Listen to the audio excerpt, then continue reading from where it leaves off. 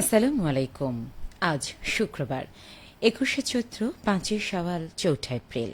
বাংলাদেশ বেতার, রাজশাহী। স্থানীয় সংবাদ পড়ছি উম্মে সালমা। বিএনপির চেয়ারপারসনের উপদেষ্টা সাবেক মেয়র ও এমপি মিজানুর রহমান মিনু বলেছেন, একসময় রাজশাহী সরকারি সিটি কলেজে ছাত্র সংসদ ছিল ছাত্রদের সুখ দুঃখ, বিপদ আপদ সহ বিভিন্ন সমস্যার সমাধানের আশ্রয়স্থল। কিন্তু বিগত ফ্যাসিবাদী শাসক শেখ হাসিনার আমলে ছাত্রলীগ দখল করে এই ছাত্র সংসদকে নেশার আস্তানায় পরিণত করেছিল। এই ছাত্র সংসদ ছিল তাদের টর্চার সেল। এখানে নিরীহ ছাত্রদের অত্যাচার করা হতো, এমনকি জোরপূর্বক ছাত্রলীগে যোগ দেওয়ার জন্য বাধ্য করা হতো। গতকাল রাজশাহী সরকারি কলেজ প্রাঙ্গণে আয়োজিত সাবেক ও বর্তমান ছাত্রদলের নেতৃবৃন্দের ঈদ পুনর্মিলনী অনুষ্ঠানে প্রধান অতিথির বক্তব্যে তিনি এসব কথা বলেন। মিনু আরও বলেন, জাতির এই ক্রান্তির লগ্নে ছাত্রদলের সাবেক এবং বর্তমান নেতৃবৃন্দকে এগিয়ে আসতে হবে, কারণ ছাত্রদলের সাবেক নেতৃবৃন্দ জাতীয় রাজনীতিতে গুরুত্বপূর্ণ অবদান রাখছে।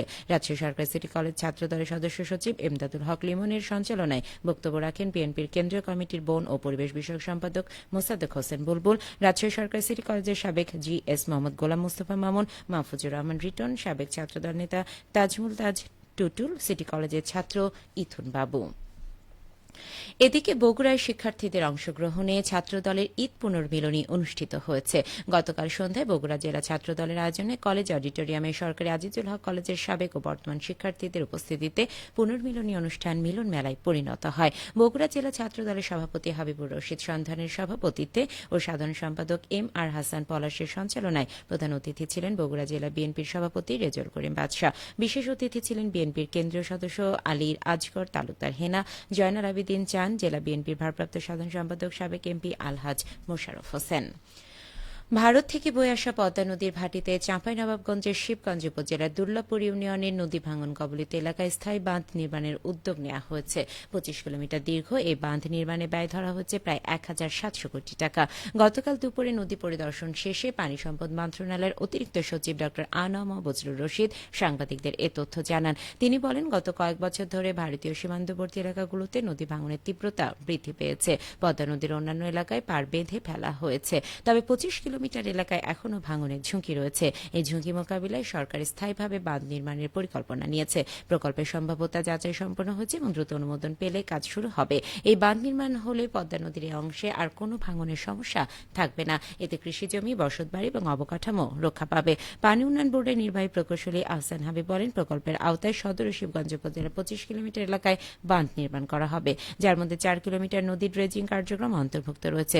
নদী ভাঙন কবলিত এলাকা পরিদর্শন শেষে সচিব স্থানীয় জনপ্রতিনিধি ও বিভিন্ন শ্রেণী পেশা মানুষের সঙ্গে মত বিনিময় করেন। এ সময় উপস্থিত ছিলেন জেলা প্রশাসক আব্দুস সামাদ, উপজেলার নির্বাহী কর্মকর্তা মোহাম্মদ আজহার আলী সহ প্রশাসনের অন্যান্য কর্মকর্তারা। কর্মস্থলে ফেরা মানুষের ঈদযাত্রা নিরাপদ করতে বগুড়ায় মহাসড়ক ও বাস কাউন্টারগুলোতে অভিযান চালিয়েছে জেলা প্রশাসন ও বিআরটিএ। গতকাল শহরের ঠানটনিয়া বাসস্ট্যান্ড ও ঢাকা রংপুর মহাসড়কের বিভিন্ন পয়েন্টে পরিচালিত এই অভিযানে মহাসড়কে চলাচলকারী ফিটনেস ও রেজিস্ট্রেশনবিহীন দুটি গাড়িতে ১০,০০০ টাকা জরিমানা করা হয়।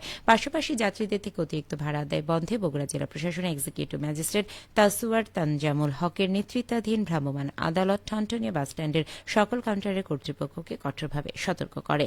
বিআরটিএ বগুড়া সার্কেলের মোটরযান পরিদর্শক আশরাফুল ইসলাম জানান, সড়ক দুর্ঘটনা প্রতিরোধে বিআরটিএ প্রধান কার্যালয়ের নির্দেশনা বাস্তবায়নের প্রতি বছরের মতো মহাসড়কে তাদের এই অভিযান শুরু হয়েছে। তারা ফিটনেস ও রেজিস্ট্রেশনবিহীন গাড়ির বিরুদ্ধে ব্যবস্থা নেওয়ার পাশাপাশি নিশ্চিত করার চেষ্টা করছেন মহাসড়কে নিরাপদ যাত্রা। অভিযানে জেলা প্রশাসন ও বিআরটিএর বিভিন্ন পর্যায়ের কর্মকর্তা কর্মচারী উপস্থিত ছিলেন।